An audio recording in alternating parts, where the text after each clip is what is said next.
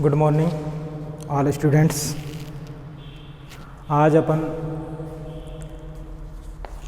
11th class का history पढ़ाएंगे, जिसमें पहला चैप्टर है समय की शुरुआत से, यानी मानव की उत्पत्ति कैसे हुई, उसका उद्भव कैसे हुआ, इसके बारे में चर्चा अपन करेंगे। ऐसा कहते हैं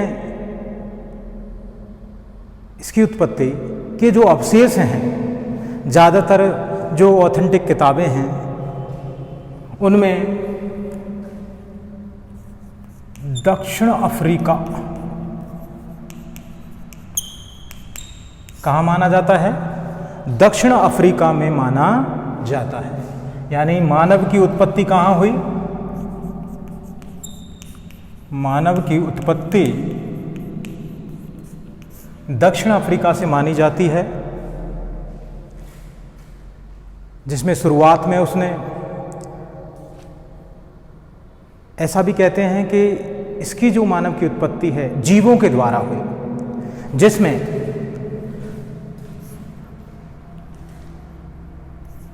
बानर प्रजाति, जिसे ऐप कहते हैं, यानी बानर प्रजाति के द्वारा इसकी उत्पत्ति मानी जाती है। किसकी? मानव की। और शुरुआत में ये पैरों के द्वारा ही नहीं, यानी हाथ और पैर दोनों के द्वारा चलता था। एक ऐड आता है कभी कभार, जो एडवर्टाइजमेंट आते हैं टीवी में, उन चीज़ों को आप देखा करो। वो ऐड आता है मिंटो फ्रेश। वो टॉफ़ी जब वो खाता है, उसमें मतलब एक घोड़ा जो गाड़ी होती है, ऐसी गाड़ी में एक जानवर जो हाथ और पैर, वो बानर मतलब जैसे वन मानुष जो होते थे, उनमें मतलब गाड़ी में चल रहा होता है। जैसे ही वो मिंटो फ्रेश की गोली खाता है तो वो दौड़ना शुरू कर देता है। शरीर के ऊपर से जितने भी बाल जो होते हैं वो सब गायब हो जाते हैं। उसका जो चेहरे का जो आकार है, वो रंग मतलब सब बदल जाता है उसका, और पैरों पे चलने लग जाता है। तो कभी कभार ये चीज़ें जो एडवर्टाइजमेंट की जो चीज़ें होती हैं, वो अपने बहुत कुछ सिखाती हैं। अगर आप उनको गौर से देखें तो ऐसा ही यानी मानव की उत्पत्ति हुई। धीरे धीरे उसने मतलब धीरे धीरे मतलब कंदमूल फल खाना, उसके बाद में मांस वगैरह शिकार करना, भोजन का संग्रह करना, इस तरह की यानी वो प्रवृत्ति करने लग गया। और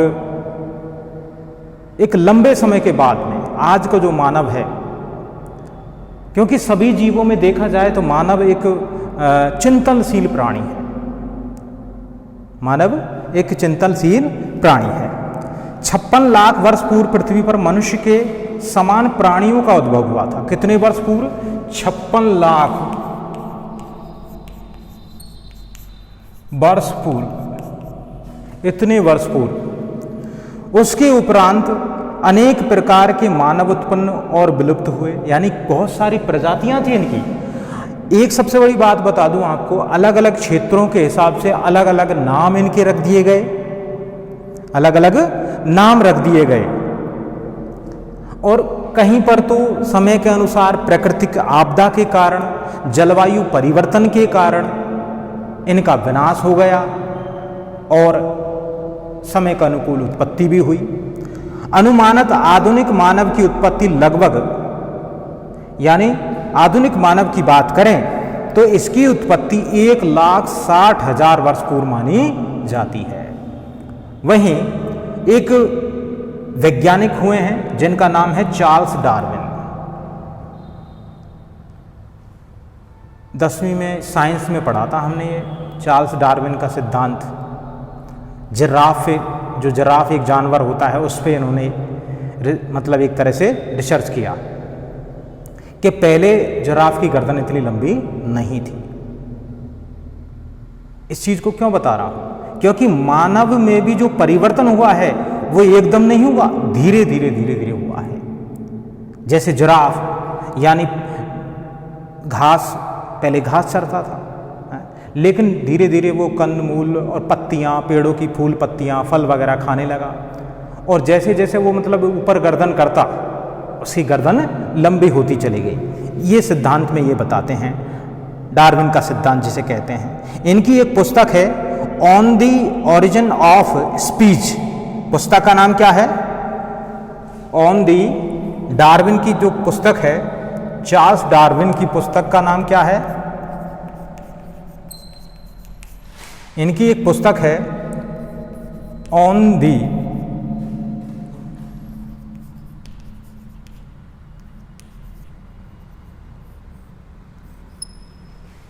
ओरिजिन, क्या नाम है?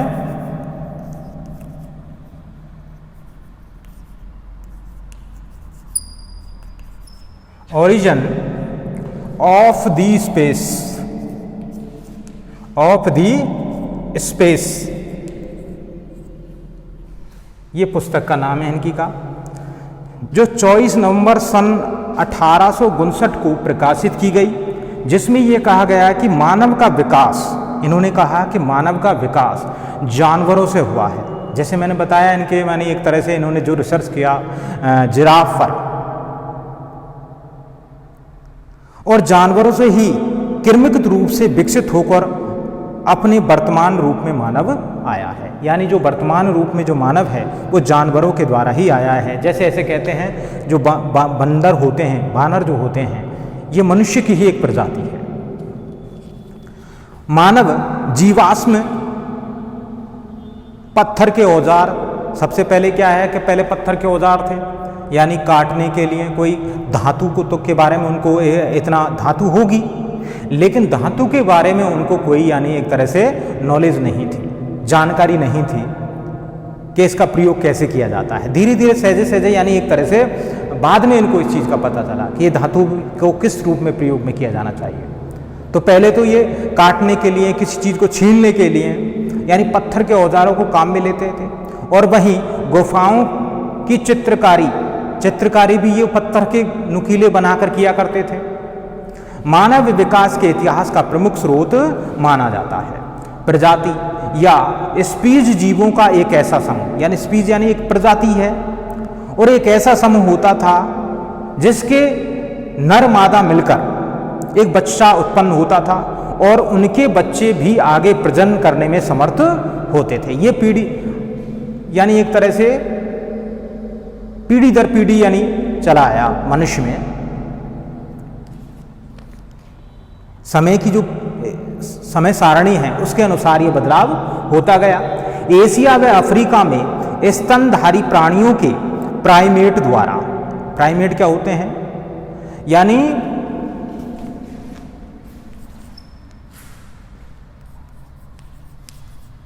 प्राइमेट होता है मानव व वानर, इनके बीच की जो प्रजाति होती है, इनके बीच की जो प्रजाति होती है उसको प्राइमेट कहते हैं। 240 लाख वर्ष पूर्व इसी प्राइमेट श्रेणी में होमिनाइड्स का उद्भव हुआ, एक और प्रजाति होमिनाइड्स, और बानर इसी प्राइमेट श्रेणी में सम्मिलित थे। यानी ये जो प्राइमेट थे यानी बानर और मानव की मिलती जुलती एक प्रजाति थी। 25 लाख वर्ष पूर्व पृथ्वी का एक बड़ा भाग बर्फ से ढका था, और परिणाम स्वरूप यानी जैसे जैसे यानी जलवायु में परिवर्तन हुआ तो बहुत सारी प्रजातियां यानी विलुप्त हो गई। जैसे अपन बात करते हैं डायनासोर के, आज मिलते हैं देखने को? नहीं मिलते हैं, क्योंकि जलवायु के परिवर्तन के कारण, वहीं प्राकृतिक आपदा के कारण यानी वे ऐसी प्रजातियां लुप्त हो गई हैं। जलवायु तथा वनस्पति की परिस्थितियों में व्यापक अंतर आया, यानी बदलाव हुआ, और जंगल कम हो गए और घास के मैदान विस्तृत बड़े भूभाग पर फैल गए और इसके साथ ही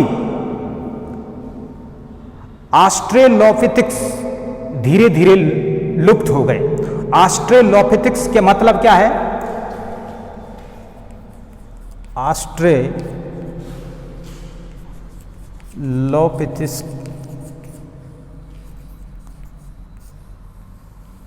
ऑस्ट्रेलोपिथेक्स इसका अर्थ क्या है? ये एक प्रजाति है, ये भी एक प्रजाति है और ये प्रजाति कहां पाई जाती है? दक्षिण अफ्रीका में। कहां पे? दक्षिण अफ्रीका में पाई जाती है, यानी दक्षिण अफ्रीका में ये प्रजाति पाई जाती है और जो भी धीरे धीरे लुप्त हो गई और इसके स्थान पर दूसरी प्रजातियों का विकास हो गया, यानी दूसरी प्रजातियों की उत्पत्ति हो गई और उनके स्थान पर दूसरी प्रजातियों का विकास हुआ। होमो को इसी प्रजाति का सबसे पुराना प्रतिनिधि माना जाता है। होमो यानी मानव की ही एक प्रजाति है, मानव की ही प्रजाति है। ध्यान रहे, मानव बहुत ही चिंतनशील विवेकशील प्राणी है, सोचने समझने की स्मृति है।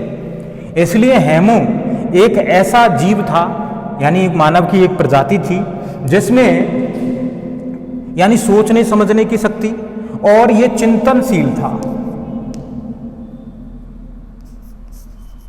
ये चिंतनशील था। ध्यान रहे, हेमो जो शब्द है ये लैटिन भाषा से लिया गया है। किससे? लैटिन भाषा से लिया गया है, यूरोपीय भाषा है, लैटिन भाषा से ये शब्द लिया गया है जिसका अर्थ होता है, हेमो का अर्थ होता है मानव। मानव ये नहीं कि आदमी ही, यानी इसमें दोनों आते हैं, इसमें दोनों आते हैं, नर व मादा। नर मादा यानी एक तरह से पुरुष और स्त्री। तो हेमो एक लैटिन भाषा का एक शब्द है जिसका अर्थ है मानव। हेमो वैज्ञानिकों ने इसे कई प्रजातियों में बांटा, यानी हेमो जो वैज्ञानिक थे उन्होंने यानी इसको अलग अलग प्रजातियों में बांट दिया था। हेमो हेविलिस एक प्रजाति थी, इसमें हेमो हेविलिस उस प्रजाति का नाम क्या था? हेमो एक प्रजाति थी। हेमो की जो प्रजातियां थी,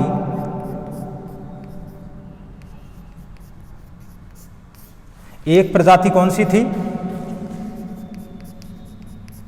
हेमो हेविलिस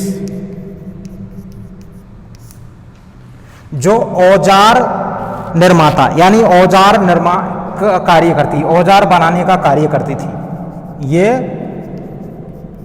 औजार निर्माता। वहीं हेमो एरेक्टस, हेमो दूसरी जो प्रजाति थी हेमो की, हेमो एरेक्टस, ये दूसरी प्रजाति थी जो सीधे खड़े होकर पैरों के बल चलते थे, यानी पैरों के बल चलते थे, पैरों के बल चलते थे, पैरों के बल चलते थे। यानी हेमो एरेक्टस यानी पैरों के बल चलते थे। ये एक तरह से हेमो की ही प्रजाति थे। ये वैज्ञानिकों ने उनका अलग अलग नाम दे दिया गया है। हेमो सेपियंस ये तीसरी प्रजाति है। हेमो सेपियंस, हेमो सेपियंस ये ऐसी प्रजाति है, ध्यान रहे, बहुत ही बुद्धिमान प्रजाति मानी जाती है मानव में। हेमो सेपियंस जो चिंतनशील मनुष्य के द्वारा, जो चिंतनशील थे,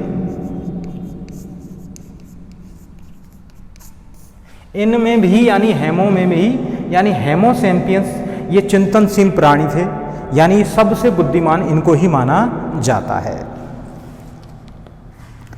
हेमो हेविलियस के जीवाश्म इथोपिया एक देश है में ओमो यहाँ स्थान है यह ओमो, और तजानिया में अल्डुवई गॉर्ज नामक स्थान पर, स्थान का नाम है अल्डुवई गॉर्ज नामक स्थान पर पाए गए ये प्रजातियां अनुमानित तौर पर 10 लाख वर्ष पूर्व तक जीवित थी, उसके बाद में लुप्त हो गई। हेमो निएंडर लेसिस जीवाश्म लगभग 1,30,000 से 35,000 वर्ष पूर्व यूरोप, पश्चिमी व मध्य एशिया में पाए गए। ये जो प्रजाति है हेमो निएंडर, ये जो प्रजाति है ये कहाँ पे पाई गई? पूर्वी यूरोप में जो एशिया से मिलता जो के पास में है, पश्चिमी व मध्य एशिया में इसके अवशेष पाए गए, जबकि यूरोप के इसके जीवाश्म लगभग 35,000 वर्ष पूर्व अचानक ही गायब हो गए।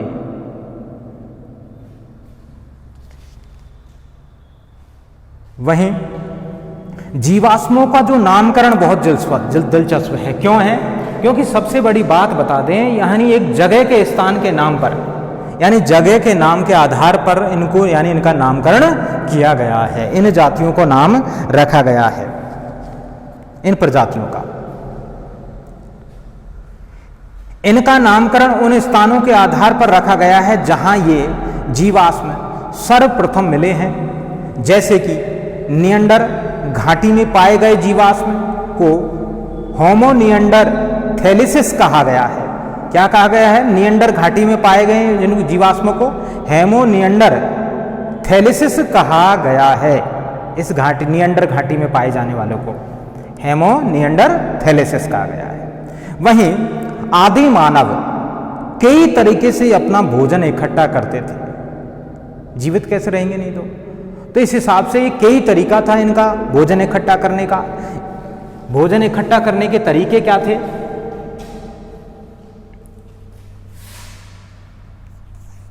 संग्रहण, एक मिनट,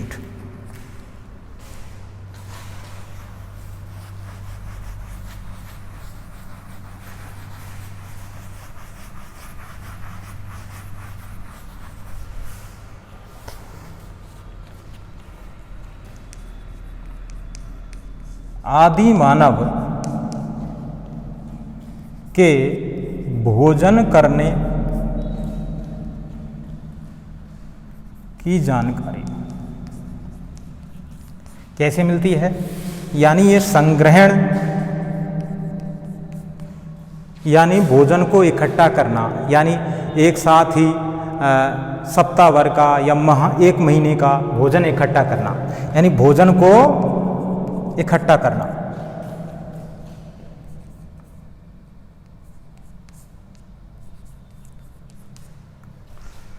वहीं शिकार करना,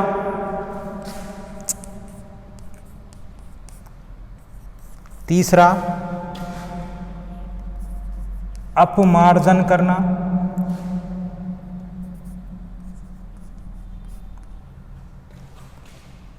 वहीं चौथा मछली पकड़ना।